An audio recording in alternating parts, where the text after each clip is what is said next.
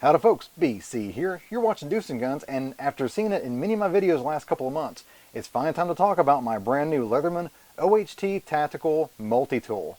Why is it time to talk about it right now? Because I already broke the dang thing. How did I break it, you ask? Well, I broke off the edge of the tiny small flathead screwdriver on it.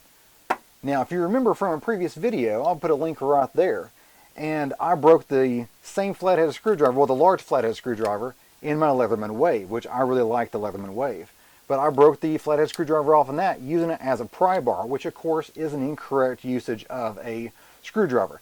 I told Leatherman that, and they went and replaced it anyway, because I offered to actually buy the part and, correct the issue myself. But they said, no, send it in, we'll send you another one. And it did, which is great. This is great customer service.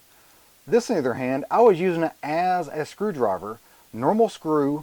What I was using it on was actually this screw right here on a Pieta black powder revolver. Now, if you know anything about these Italian-made revolvers, you know that the screws they use are complete garbage. They are complete junk. They are as soft as butter as far as steel screws go. I mean, it's as soft as almost aluminum.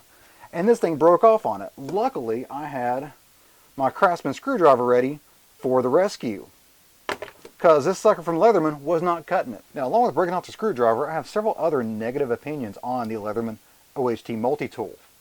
Number one is that it is massive. It is huge, especially when you consider the limited number of tools you actually have on board here. It's much fewer tools than the Leatherman Wave, yet look at the size difference. I mean, that's the huge size difference. The Leatherman Wave actually weighs an ounce less than this sucker. Now, one of the main redeemable features on the new Leatherman OHT is the slide out set of pliers there with a replaceable cutting surface inside. Now, you don't have that on a Leatherman Wave. It's still the old school butterfly, and the cutting edge inside, the wire cutter inside, is not replaceable. Other than that, this thing does not hold a candle to the actual Leatherman Wave, because Leatherman Wave just has more features. The blades are bigger. The knife is actually bigger.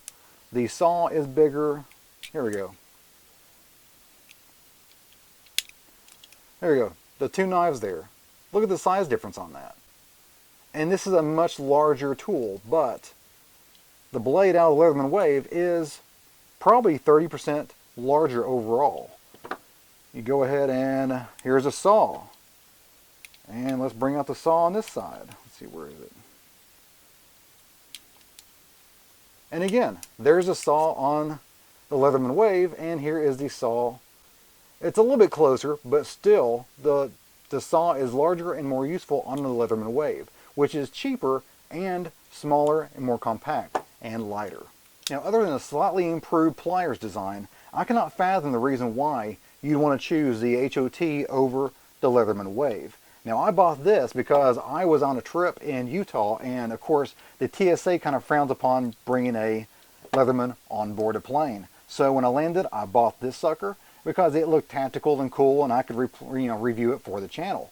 So I did that, and I used it in Utah on my road trip out there, and then I shipped it back home. So this thing, after shipping and everything, cost about $100, and this is nowhere near the quality tool that the Leatherman Wave. Now I'm going to send this back to Leatherman to get repaired, and it shouldn't be an issue at all. I mean, Leatherman is actually a very good company as far as customer service is involved. It's just I think that should not have broken. So I'm going to send that back to get repaired, and I'm going to be on the lookout for a multi-tool that I can carry around that will withstand my use and abuse. Now, if you guys have any information, any personal anecdotes on multi-tools that have really withstood this test of time that you were impressed with, leave that in the comment box below the video, because I really want to find a multi-tool that can withstand my use and abuse on a daily basis. And I'm also going to actually reach out to other companies, Gerber and whatnot, and tell them my use pattern and my issues with Leathermans, and tell them and see if I can get some reviews and some honest opinions from them on what I should buy. And of course, I'm going to bring you guys along for the search for my perfect multi-tool. Well, guys, that's it for me today. Hope you enjoyed it. If you did, give me a like and go and subscribe. A lot more is on the way. And if you have any comments, questions, or show ideas on a really good Leatherman or multi-tool I can buy, leave that in the comment box below the video. And of course, you guys have a great day. See ya.